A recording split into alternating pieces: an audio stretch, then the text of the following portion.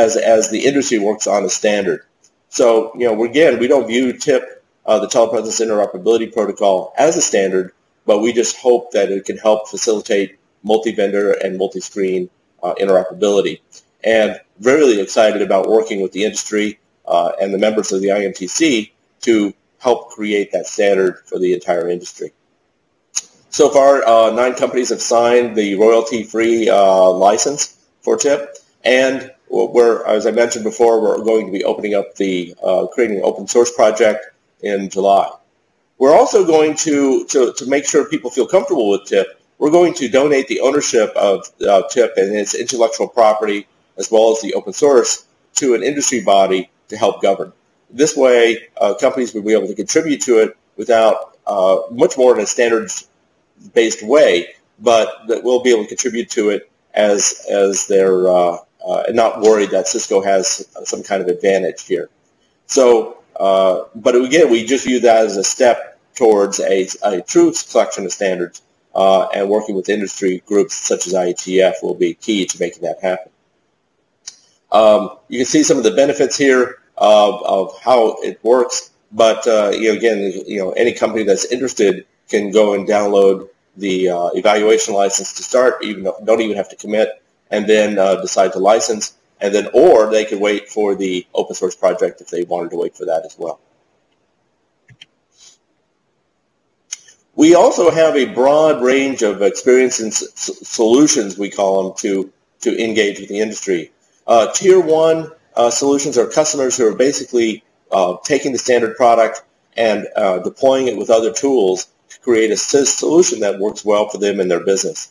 The features like Live Desk is kind of like a help system. You push a button on the phone, and the system will go off and get an attendant to help you with perhaps a technical problem, perhaps it's bringing in lunch for a meeting that's running long.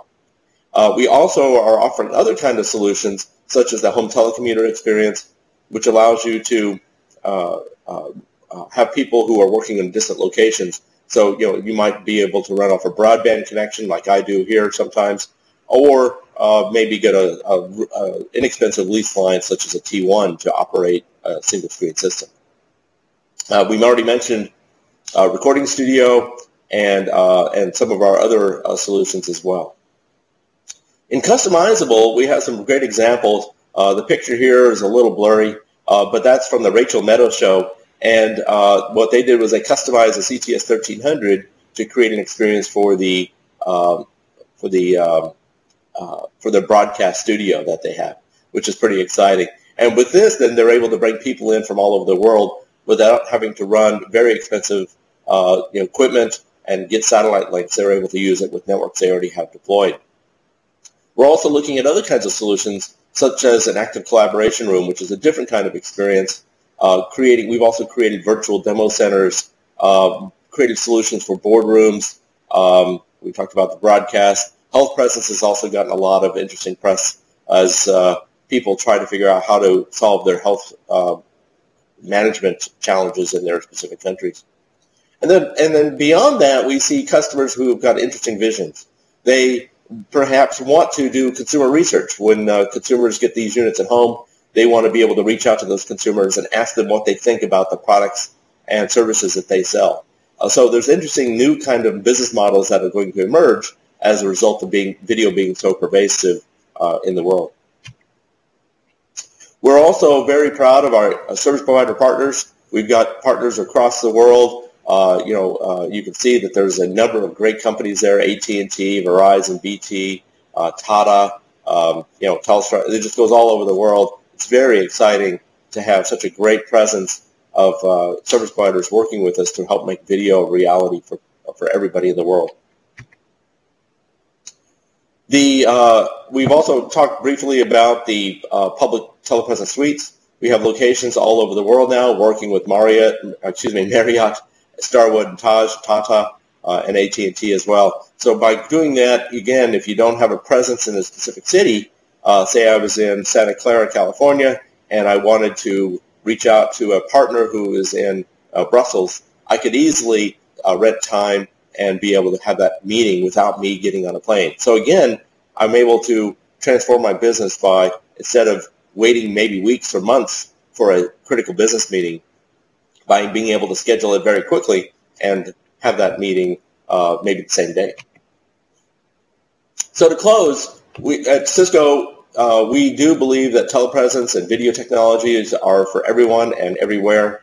We believe we have a great collection of solutions for desktop to dedicated rooms, but interoperability is in our DNA. We view that everybody should be able to use whatever equipment they already have and not have to do a forklift upgrade in order to achieve great interoperability and great video connections. We have a great collection of collaboration tools, and we believe that's a part of the video experience that's very important, like we're doing here today. Having the slides certainly helps to tell the story. And being able to cut companies together via an intercompany solution is critical, because you need to be able to have people converse and talk at the same time. And lastly, having horizontal and vertical solutions is important. Having solutions that people can deploy in the hundreds of thousands that people can just buy and use, or can customize and create unique experiences that make fit their needs for their specific company. All right, well, with that, I'll turn it over for questions, and thank you very much.